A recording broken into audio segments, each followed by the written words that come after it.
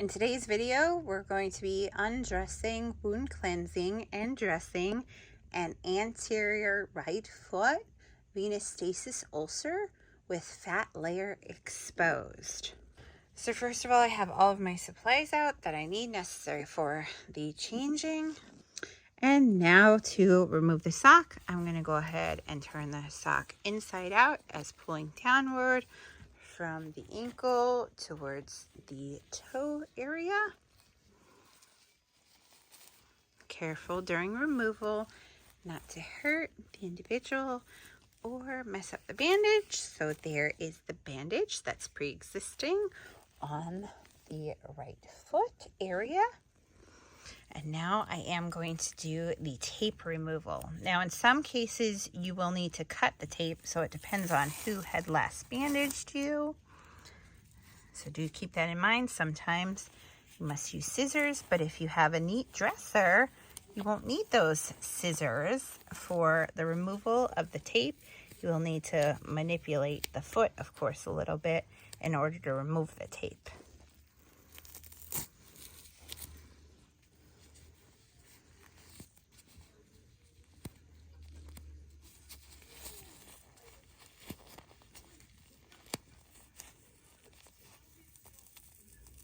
Slow and careful to remove. Okay, so now that I have removed the tape from that bandage, I'll fold it over and slowly begin the removal process from around the ankle and the foot area, like so. Now this has actually gone ahead and gone around and inside the pinky. That's why it's important to go slow to make sure you don't hurt anyone.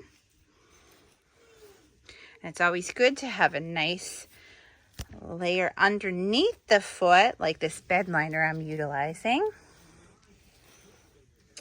This way you're not going ahead and making a mess. And of course you will want to do a sock change too. You can set your foot right down. Set your foot down.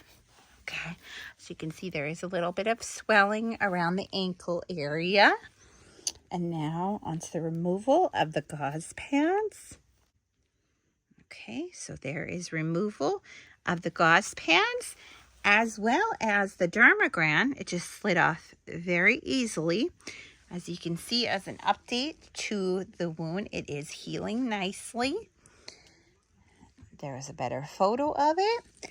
Now on to the fun part. We will be cleaning the ulcer as well as reapplying dermagran and then bandaging it up.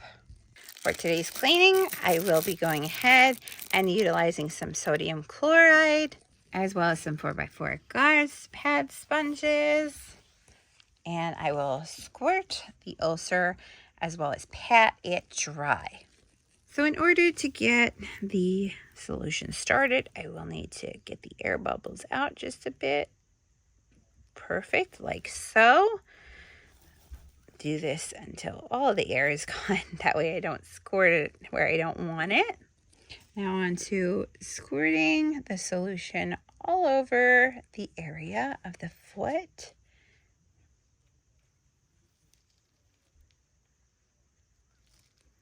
I used up the entire thing, and now I could simply go ahead and pat it dry.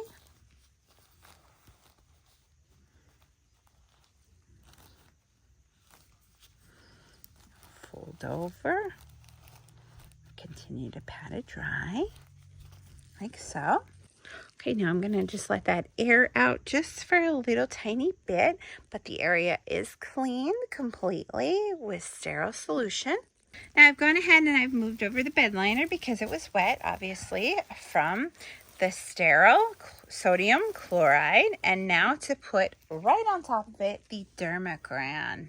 I've cut out and placed atop of the ulcer area dermagran, which is hydrophilic wound dressing. It's a big sheet that you can certainly cut into multiple sections depending on your ulcer that you're dealing with, but it does have zinc plus vitamins A as well as B6 right inside the dressing, and it just sits right atop of the ulcer area. Next, I'm going to place 2 4x4 gauze sponge pads right atop of the foot area. This is also going to help so when I go ahead and I apply the stretch bandage on top, that it keeps and holds firmly in place right atop and also be supportive towards the bandaging. Next, I'm going to open up and remove my stretch bandage to start the process of redressing the wound area. Okay, now that I have the stretch bandage out, I'm going to simply unravel just a little bit and start my wrap process. Once I go ahead and I unwrap enough, I'm going to need to hold it there and then with my other hand, wrap around the foot twice, then once around the ankle area, then wrap around the foot again, and then again around the ankle area, and then to finish it up as well as tape up. Okay, after holding in place, I did wrap around twice around the foot area. Now I am wrapping around the ankle, and I am wrapping loosely, and now I will wrap again around the foot area. So I was able to wrap around the foot area twice. Now back around the ankle area, I will go. And then finishing up with one time around the foot, and then taping on the front anterior part of the foot. Now I did go ahead and fold over a little bit. This will give me a nice place to go ahead and apply my tape. So here is my tape, and this will work great for my stretch bandage, keeping it and holding it in place. I will go ahead and cut out approximately 3 to 4 pieces to hold the stretch bandage in place. To start, I have 3 pieces of tape. Go ahead and cut off. Now to tape up onto there. I did also want to cut out a 4th piece of tape, and then I fold it over my tape end so I have an easy time going ahead and peeling up to restart for the next bandage change. And for today, I am using the Transport White 3M tape for going ahead and applying onto the stretch bandage.